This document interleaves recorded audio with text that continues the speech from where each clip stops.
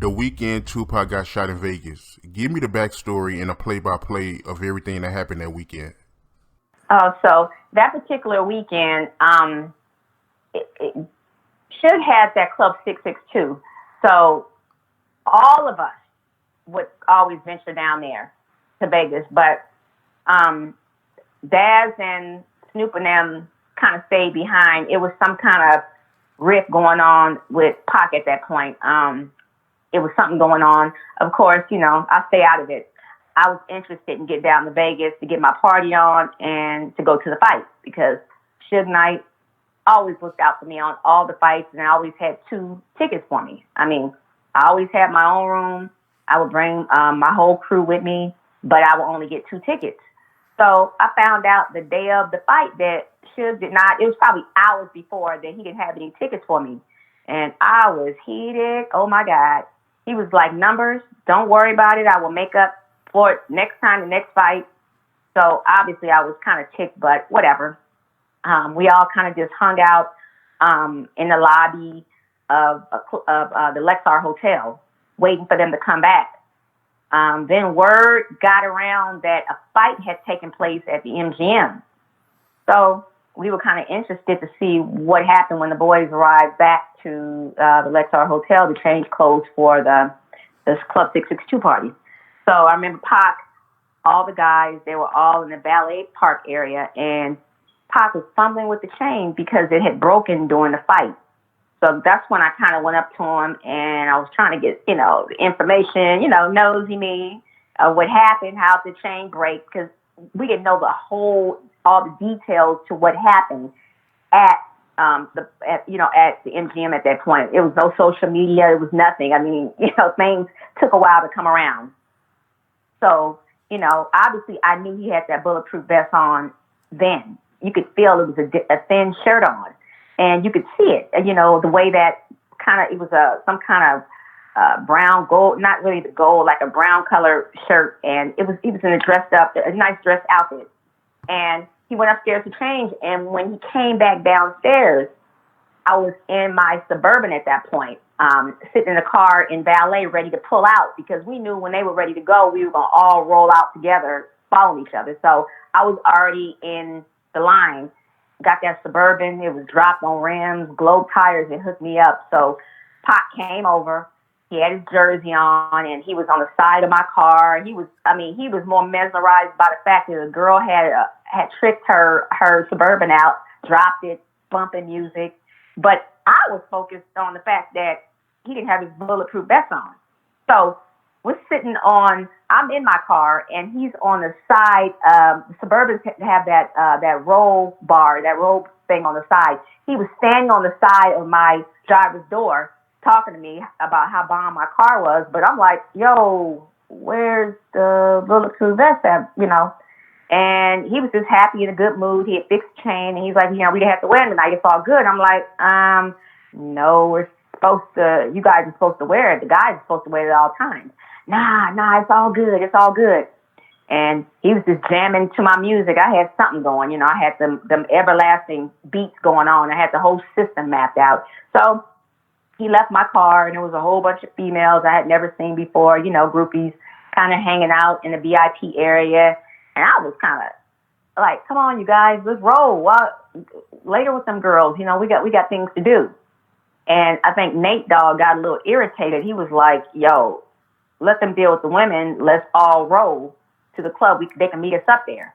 So with Nate Dogg and his security went in like a little van, and Nate Dogg's girlfriend rode with me. So we made it on up to the Club 662, was in the parking lot, and we were getting in there. And I guess some new security they had never met me before. So the guy was kind of sweating me at the door, and I'm like, dude, you better ask somebody who the fuck I am. Come on now. I was popping my little muscles at 22, and I don't know if it was Reggie or one of them, like, no, leave her alone. She's real good.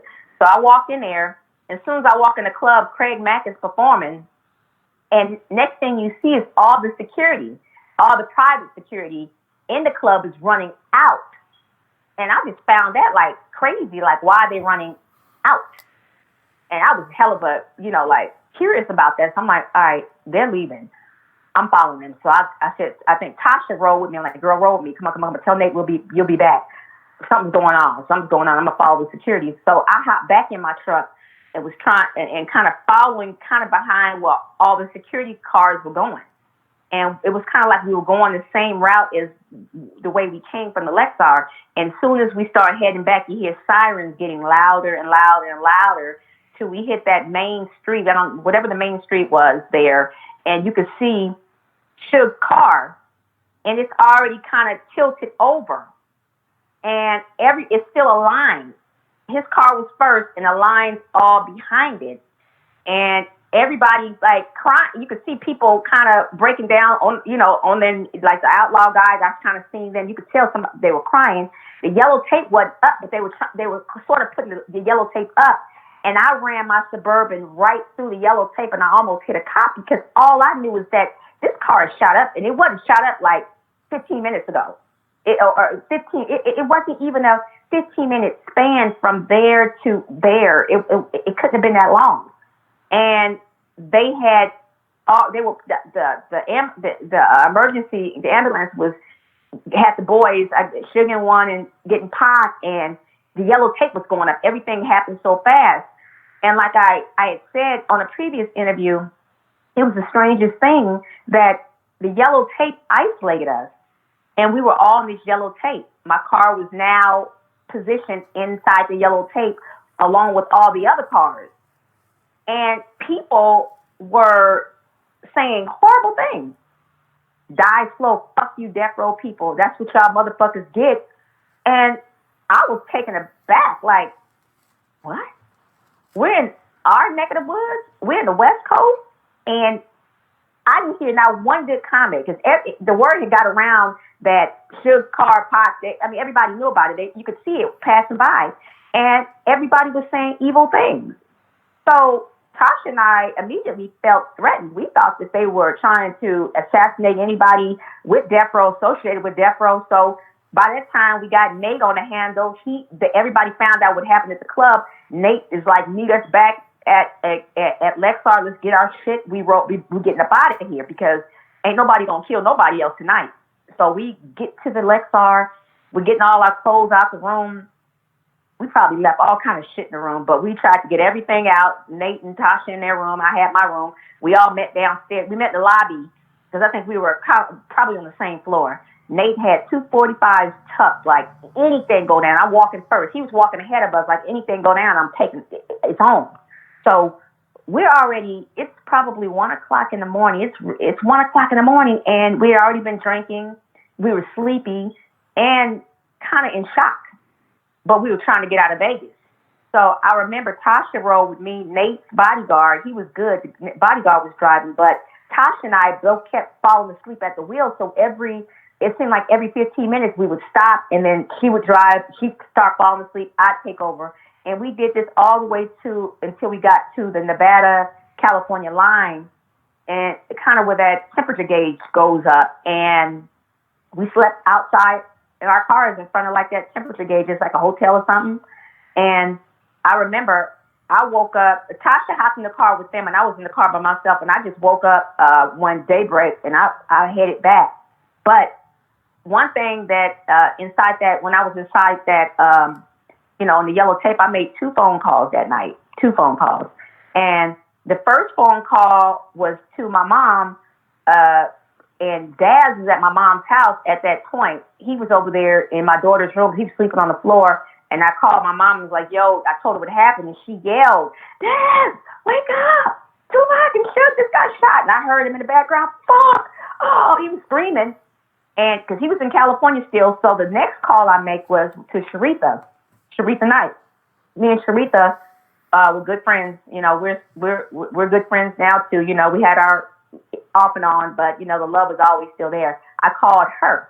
Now, initially when Tupac and Suge rode up to Vegas, Suge's daughter, Arian, was in the back seat. Arian was 3 years old at the time. She rode up to Vegas with them because her godmother stayed there.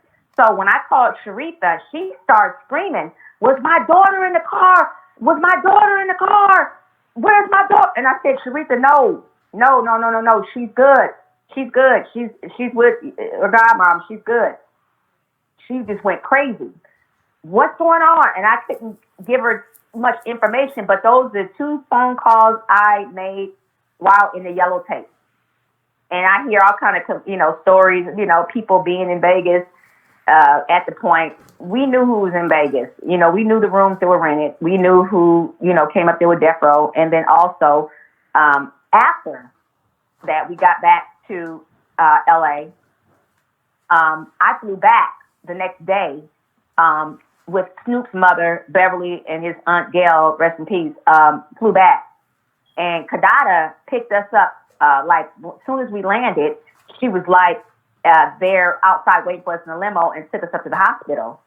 And, there was a vigil, and there was so many people online saying that they were at the hospital. Oh, I was there. No, you weren't. That hospital was on lockdown. If you were not clearance by Death Row Records, security was at each end, every floor, all around. If you were not a part of that circle, you were not getting in that hospital. And we had a prayer vigil for Pac that night. His mom, Afeni, was extremely strong. I mean, we all were just there. They didn't want anybody in the room, but I had to poke my head in there. I had to. I mean, I couldn't let nobody. I needed to see. And, he was, from the neck down, right in the chest area, it was trauma, and he was swollen, and it didn't look like he was doing good to me. And, when they said during the week that, he was getting better and better, I was like, whoa, that's a miracle, because, it looked bad, but, I believe in God. So, things were possible, that things could have gotten better. Yeah, that was a traumatic situation. And, you live with that all the time.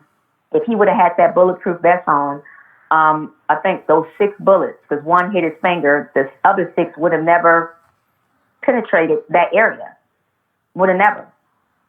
It would have never. So, yeah. So Tupac did have a bulletproof vest with him in Vegas, right? From what because, you give hugs. I'm a hugger. And I felt the remnants of that, and then the shirt was thin. So I could tell that there was a bulletproof vest under there. I could tell under that thin shirt that they got dressed up for the fight. I could tell that, because it was a difference, when it came down with just the jersey. And it would be obvious I was on Daz about that. I was on everybody about that. But I was very visual.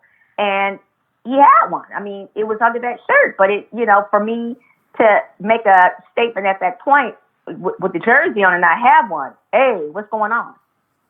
That was my observation, of seeing him the whole time from really Saturday, because they got there Saturday. So everything happened. This is all Saturday. And from the point of after the fight at the MGM, it was that thin shirt. You could feel it, because I was standing outside. I wasn't in my car at that point. We were standing around. He's fumbling the chain. I think I gave him a hug, and I felt that. But it was obvious that it wasn't. You talking about the orange Versace shirt he had on? No, well, it's okay. So there's not the blue one. That's the blue one that's on that he did a video with. It was some kind of bronzy shirt he had on that night, because I remember everything kind of went together, the pants, the shirt, and the chain. It was a long sleeve button front shirt, really loose, maybe like a rayon, and it had to be, it symbolized like a Versace, but it was flowy. It was but it was thin at the same time, and then he had some slacks on, some slacks, some crease slacks. He looked very, very nice. But the weight of the shirt, you could feel that under that, and he had it on. I mean, I felt it, because, why would the difference be that when he came back downstairs, I made it prevalent, why don't you have it on? I mean, I visually seen that it was not there. So I pressed that. I don't have to wear it now. I don't have to wear it now. Now, at this moment. Maybe because he was going to be in his own environment. He's going from here to an environment where it's Club 662. No one gets in there. Public doesn't get in there unless they are cleared by him. You have to be either on death row, a girl, a cute girl, but men that are not a part of that, they wouldn't dare step on the property. So he was going to be in his own land. Right. And the shirt you talking about is the orange, silky-looking shirt that Tupac was wearing with the blue jeans and the orange shoes. I think they call them hush puppies, right? The shirt was very flowy. I'm going to pull it up on the internet. Yeah, it was like a silky little orange shirt, right? Yeah. Okay. It was something because it was like a Goldie bronze. So the bronze is like it could be construed as like a orangey or bronzy family, but it was in that family, and it was I just remember it flowed. It was nice. It was it was the style at that point. It was what they wore, and it was not. It was. I felt something there because if I didn't, then to ask the question, where is it now? And for him to say, I don't have to wear it now. Now. He wouldn't go into public around that big arena because that's not a controlled space. To walk around without it. They always had him on. Okay, so that's news to me, So Tupac did have a bulletproof vest with him in Vegas, and he was wearing it prior to him putting on the Nike jersey. Yeah, because he didn't have it on there. But how would you raise the question? I mean, for the audience, why would that was what? Let's see, that was 20 some odd years ago. Why would I raise the question at that point? Why don't you have your bulletproof vest on now? And for him to answer, I don't have to wear it. I don't have to wear it right now. I don't have to wear it right now. It was right now. Yeah, because pretty in that much case, him giving you that answer is pretty much him confirming that, he did have it on prior and he did have a bulletproof vest with him. Exactly. Because I made that point and it was like radar. You don't have it on. You put that on, And for him to answer that. And I don't know, people say, oh, he was told he didn't have to. I'm sure. Let's be real. Who wants to wear that thing around? I mean, he wants to be sexy and catch the girls and put the jersey on and show the arms on. And if he felt safe that night, I'm sure nobody personally told him, hey, dude, don't wear it. Don't wear it. He probably asked, shit, do I have to wear this thing? I want to put my jersey on and look cool. Oh, nah, man, you good. I'm sure he didn't want to. He wanted to be sexy that night. He wanted to show some arms. And, I highly doubted that he was forced not to wear it. I think it was probably just a choice because I want to look cool. It's a hot Vegas night. I'm about to go into the club. I'm about to perform. I'm about to be hot. And it's a controlled environment, so I'm safe. So it was real hot in Vegas, right? Woo, hell yes.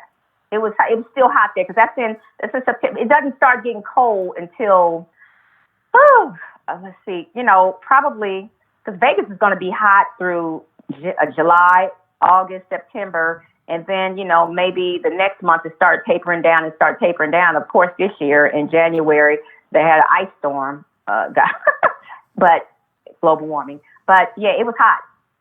It was hot then because I remember my wardrobe. I remember everything. It's rare that we would ever go to a fight and have to bundle up. We always went down there to look sexy and cute.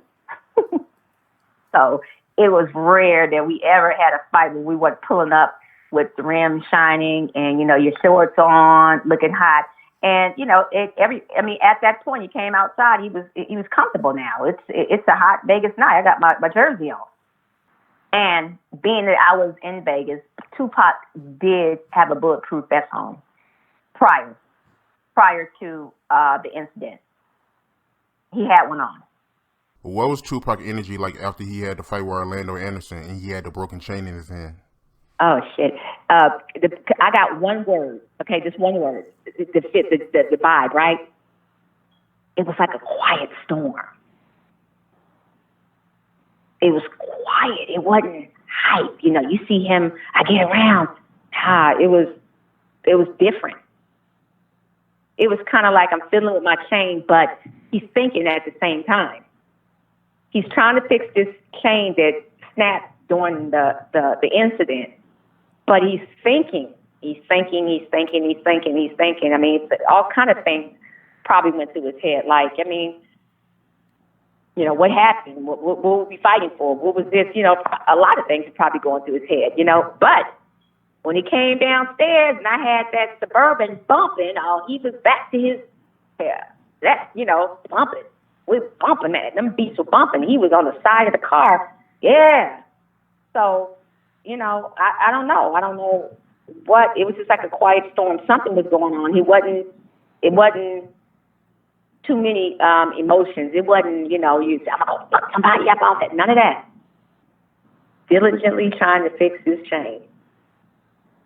That's it. Do you know who ended up fixing the chain, or you don't?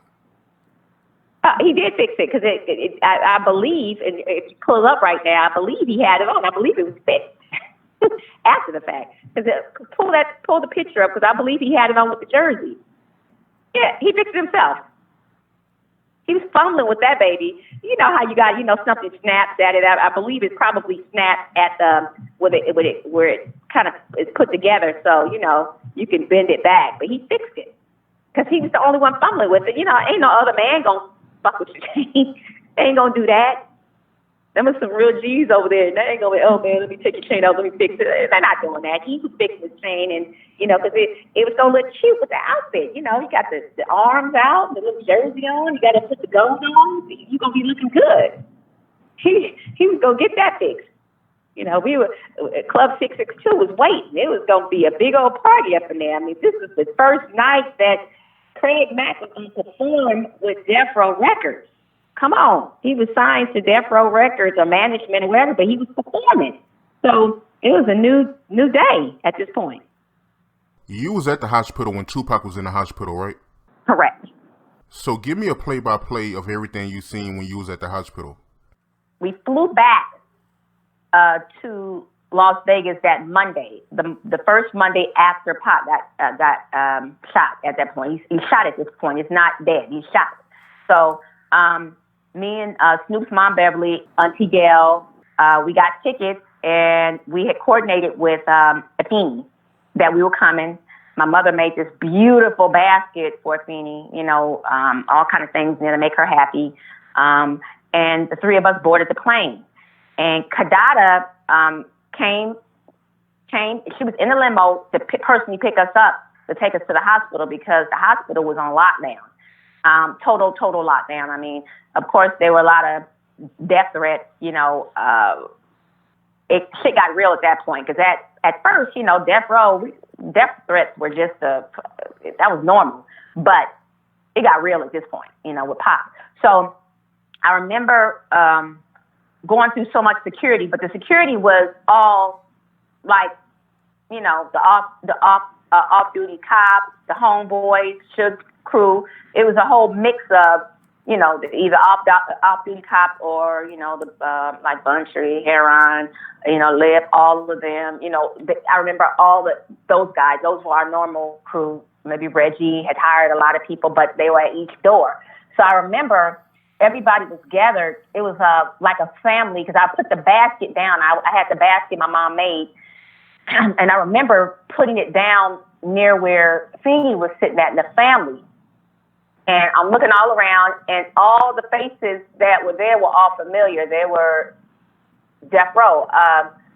It was not Las Vegas PD or any of those guys. It was, they were outside. But as for the doors letting people in, the main entrance, it was the Death Row security.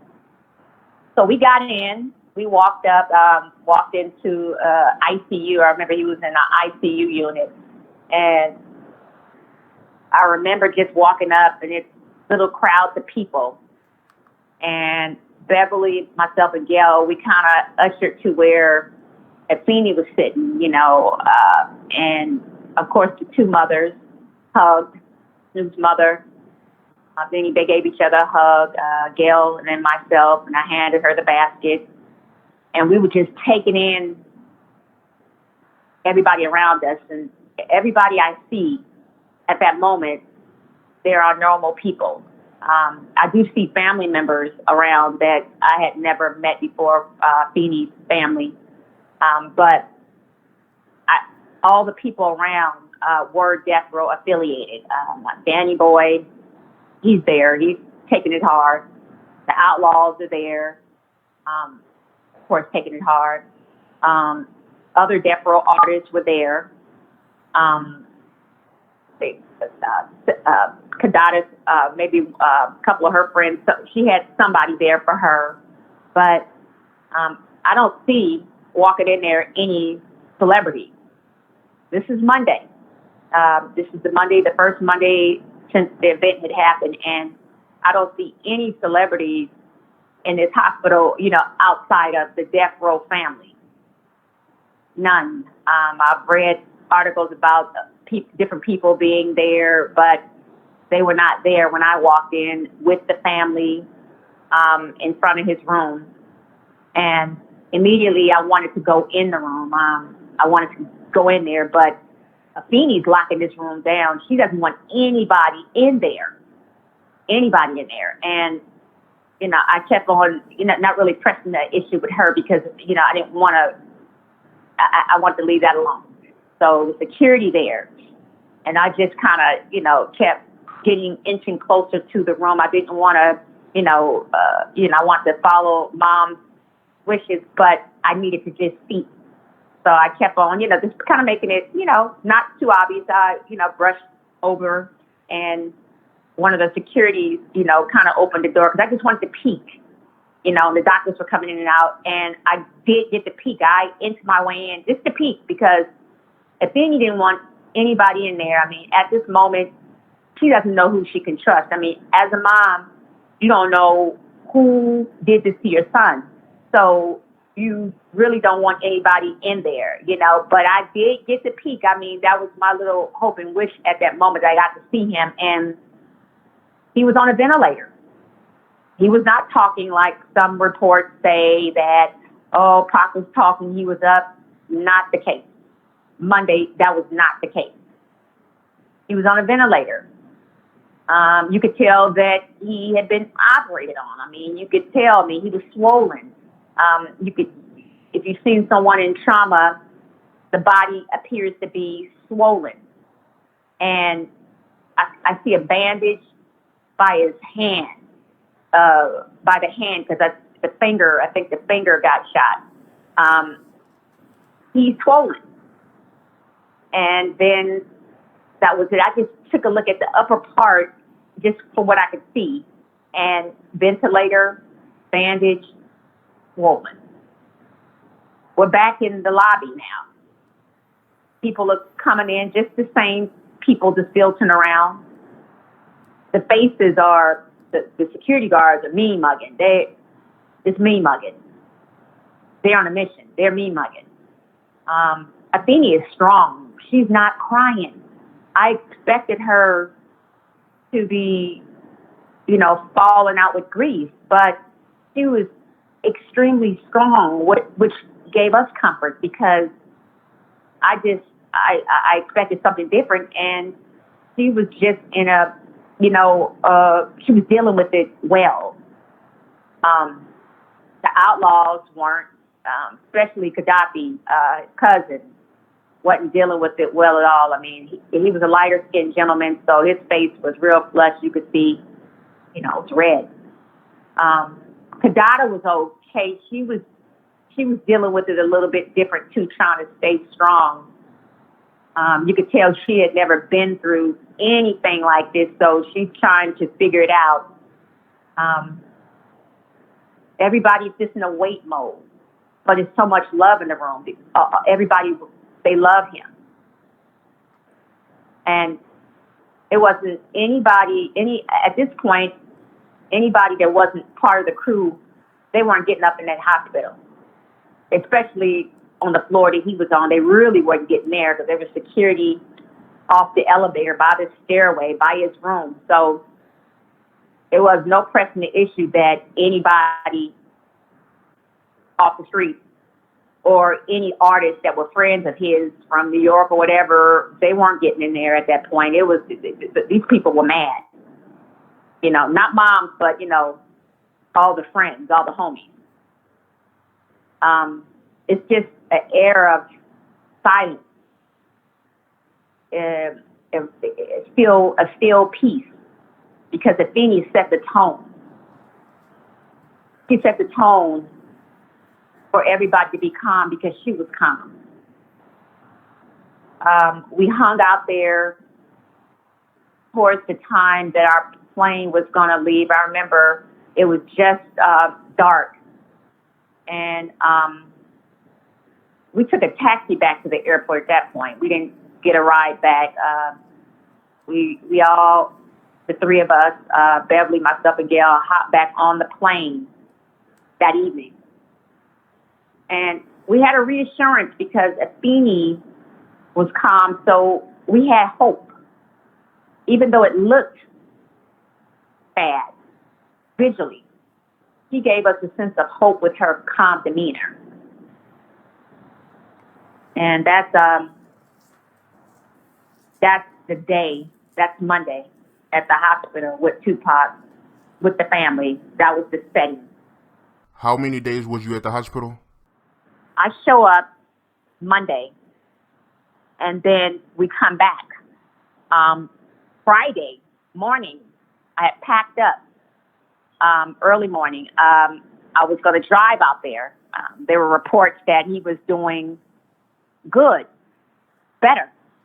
And I packed my bags, and I was going to meet the girls from that singing group, Moke and Stuff. They had a hit song, He's Mine, at that point. They were supposed to sign Death Row, and they were going to ride with me. So I was on like the 110 freeway, and I'm going back.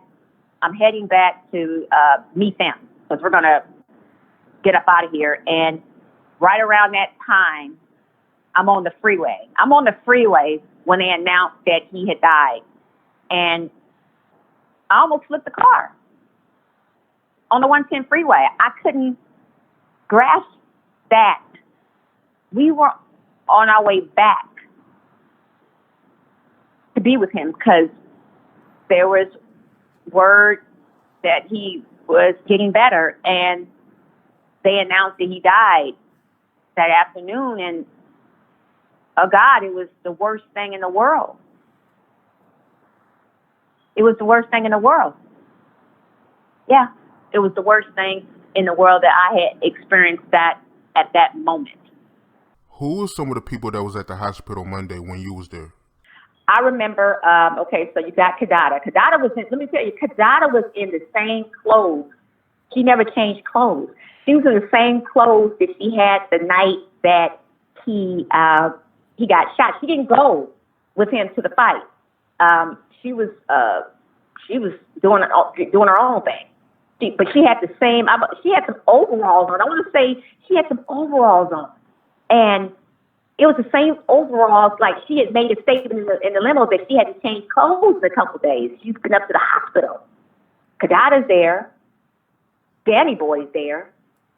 Of course, Buntry, Lip, Neckbone, Heron, and Neckbone was there. Neckbone might have been there, but Heron, Lip Dog, they were all there. The security. Reggie was there. I'm not sure if Marcus and Kenny were there. That was Snoop security in LA with Snoop. But I just see all the security. I see all of them. I see everybody. I think I might have seen Hammer because Hammer was there. Rage wasn't there because I remember nobody from the dog pound had got there. I'm like, I was the representation. Nate didn't come back. So me and Beverly, Snoop's mom, Gail, we were the representation for the dog pound because nobody was there yet. It's fresh now. That's it.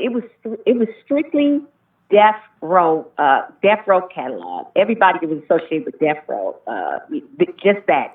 I don't see anybody individual. I see a lot of people I don't remember, that I recognize from Tupac's family. Afeni came, Afeni's family was older ladies, family, her, etc. was there. Pac's sister, etc's there. Outlaws are all around. They're there. They're there. I see one of them. I think I see the lighter one, the play cousin one with the braids. I know he's there. I mean, he's real, and he's not doing good. He's with Danny Boy, because Danny Boy he wasn't doing good. I mean, between that one and Gaddafi, they weren't doing good at all. They were pretty bad shape. But Hammer, I think I'm seeing him because he's part of Death Row. I know Craig Mack has just signed to Death Row, but he's not there. Everybody, I don't see anybody. It's nobody in the celebrity status other than the artist that was with Death Row there. No, not on Monday. Not at all. Was Yo-Yo there? I didn't see. I heard Yo-Yo said she was there, but she wasn't there on Monday.